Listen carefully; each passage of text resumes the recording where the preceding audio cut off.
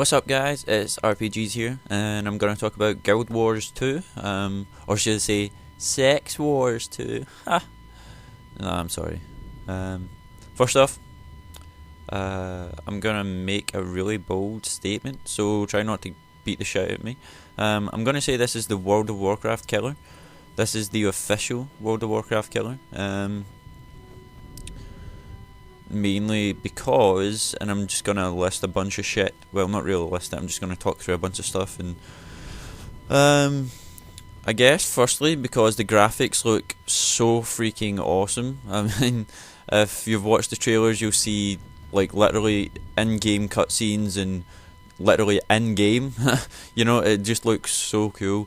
With all the stuff you can do, which I'm just about to go through. So, but obviously before we start that, talking about computers, talking about the graphics looking insane, I guess we should move on to computer specs. These are probably mid-range. They sort of, well, not high, but like sort of mid-range, mid-low. I don't know.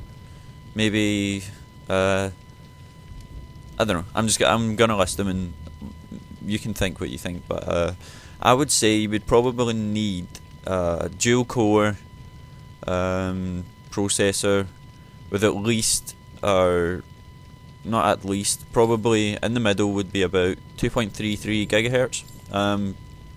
When I'm gonna make a new computer over the Christmas, I'm probably gonna have a 3.3 in there, 3.3 gigahertz. So that should be able to run it full specs with, like all the graphic settings as high as they go, and run it smoothly as well, as long as I'm not running too many programs. So if I wanted to make videos and stuff, I would have to tone it down a little so I get a little less lag, but I mean that's probably standard with most PCs, which aren't like $3,000 or something. So moving on to the graphics card, you probably need something like the GeForce GT 240, or I would probably recommend the Radeon ATI HD 5670. Hopefully you understood that, my insane accent, but yeah, I'm just going to take a drink of water, sorry. Hopefully that's not too loud. I'll probably try and cut it out, but anyway, moving on. Graphics cards, yeah, they were probably one thing. Well, I mean, the graphics card you've probably got on your PC doesn't matter if you've got a good processor, because a lot of stuff with like dual core and things like that, they tend to run things really smoothly, and graphics cards don't really lag as much. I don't know exactly how it works, but if you've got a good processor, the graphics card doesn't have to work as hard. That's how I see it. But hopefully you've got those specs, or maybe even higher. If you've got higher, then great. But let's see, RAM, you'll probably need at least 2 gigabytes, but I don't think many people, well, I think most people have got at least 4 now, in the latest sort of Windows 7 era. Most have 4, a lot have 8, and you can go like up to 16, I think. Probably higher than that in most expensive computers, but if you have got at least 2 gigabytes, then grats. Moving on to actual things about the game. Got off this boring shit like specs and stuff. I'm gonna talk about races first, fittingly, because I mean when you start off, that's one of the first things you choose. So what will I choose? I'll probably go Sylvari or human. There's Char, the little gnomish guys. I can't remember what they're called. Crap. Give me a sec here. Races. Here we go. You've got Sylvari, human, Norn. I have no fucking clue what the Norn is. You've got Asura and human. I'll have a look at Norn here.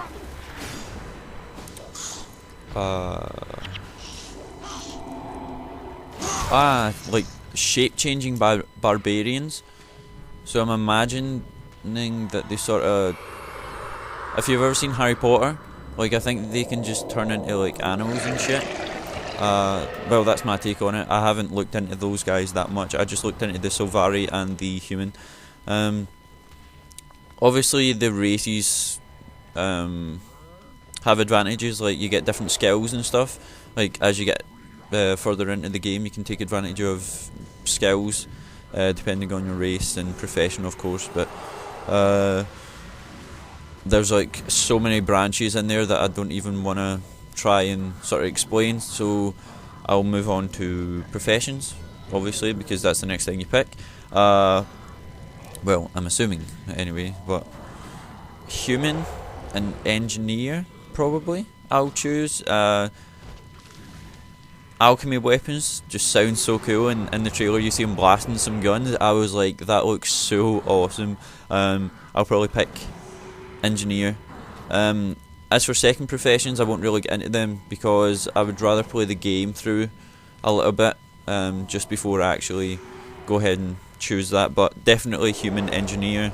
And as for Sylvari, I'll probably go ranger. I mean, as original as that, because Sylvari are the little nature dudes, if you don't know what they are.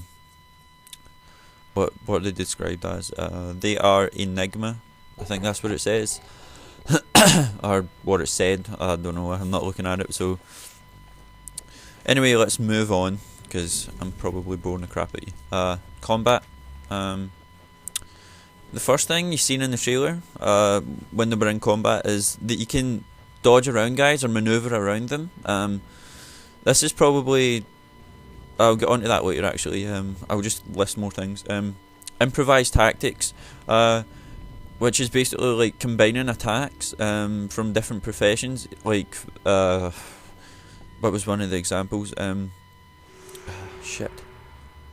Shooting arrows through a flaming wall to create flaming projectiles.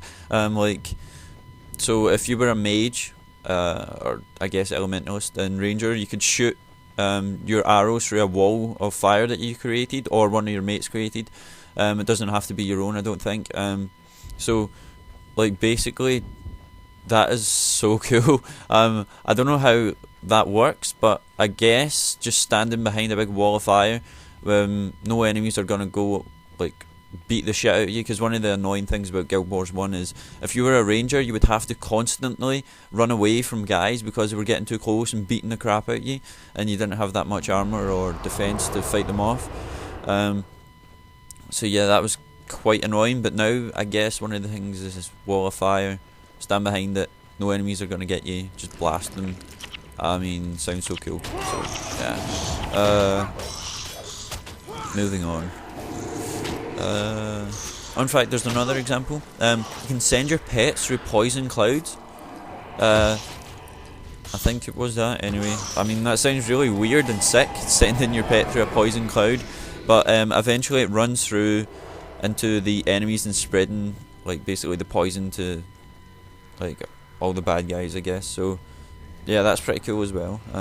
That'd be another thing as a ranger. I've not really seen much as warriors, like improvised tactics for warriors, but environmental weapons, that was one cool thing that I was reading about. It's basically taking control of siege weapons. So like, I don't know, maybe there's ballistic crossbows, but when I think of siege weapons I think of massive crossbows because of Age of Empires, but there's like catapults and stuff, so I'm imagining they're just lying around on the battlefield. You can just pick them up and start well, destroying the enemy with them. But yeah, that is freaking cool.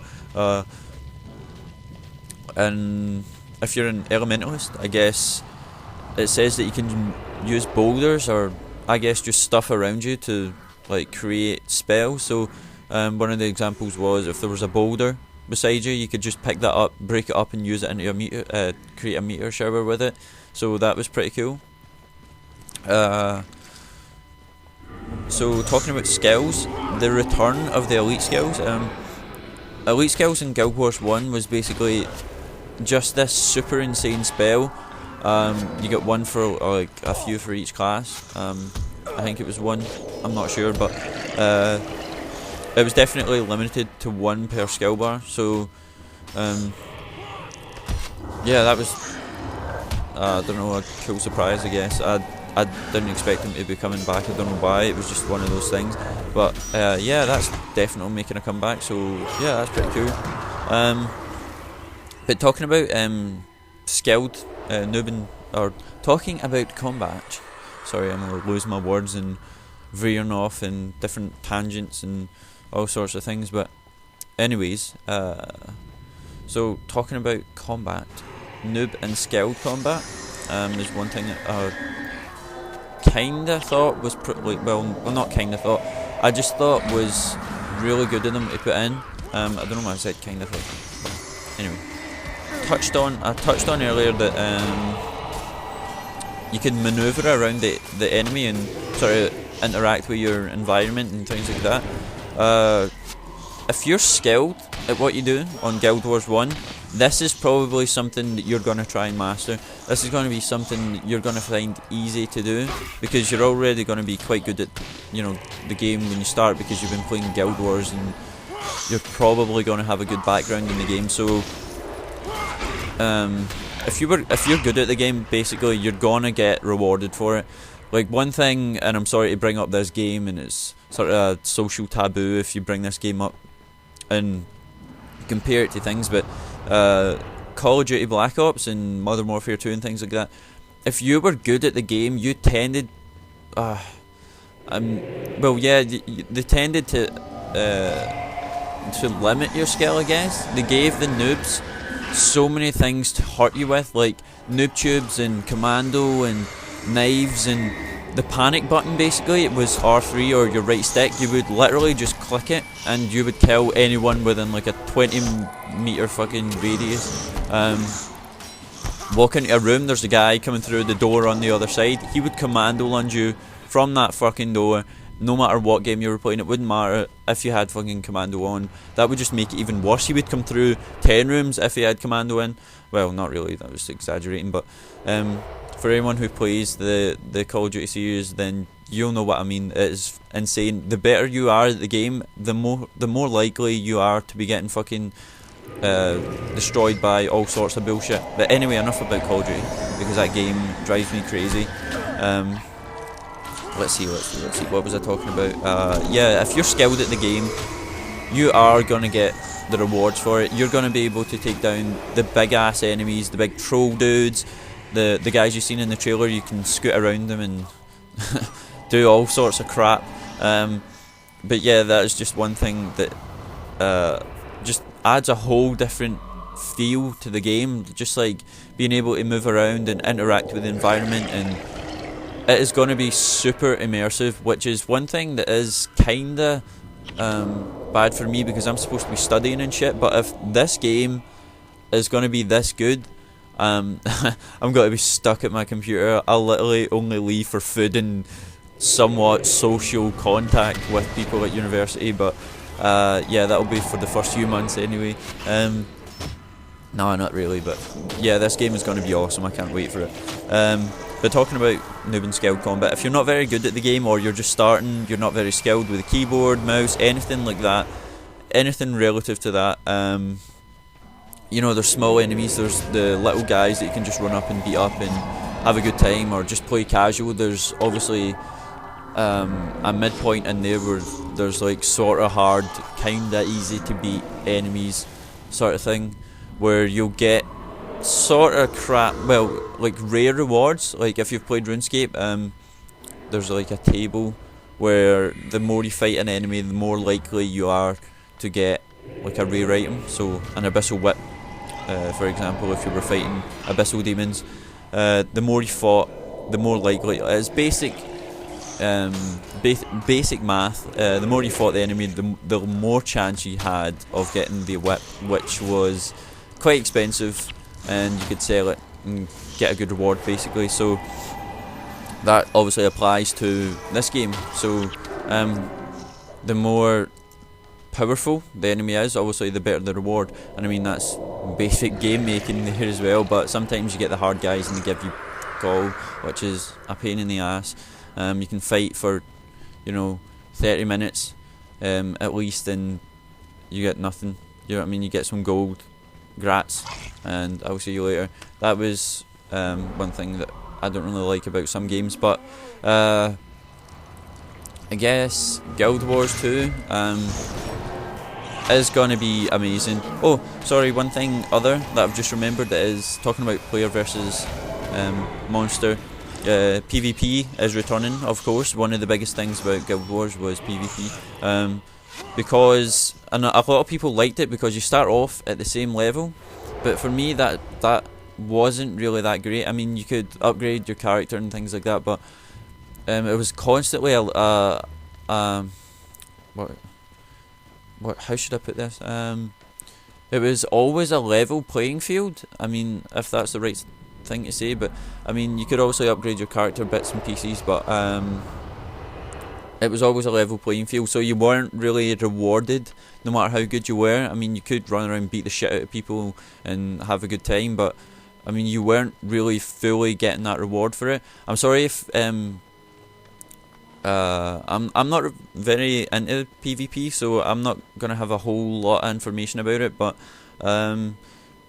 that was one thing that I could sort of see, or sort of I've got an insight into, is the fact that you're not really getting rewarded for it. But NCSoft say that, or I'm not really sure about NCSoft, but the guys who were playing it in the E3 demo says that you can sort of get better rewards and upgrades and things like that. So the better you are at PvP, the better chance you've got of winning, I guess. Is that how it works out? But in RuneScape, the more you play the game and the more you fight against guys, you're obviously going to get cool weapons and better rewards and things like that. The richer you are, the better items you're going to have, because you're not really going to care if you lose them. So if you had, a whip and some rune armour, you run it into a rich guy who's got Bandos and a god sword, he's going to freaking destroy you, obviously, because he's played more of the game, things like that. So it's not really as balanced on RuneScape, but I mean, I think it's better, because if you put the hours in, you should have the advantage, and I mean, that's how I see it. I'm just taking a drink there, sorry. But in an overall, Guild Wars 2 looks incredible. I don't really see any faults as of yet.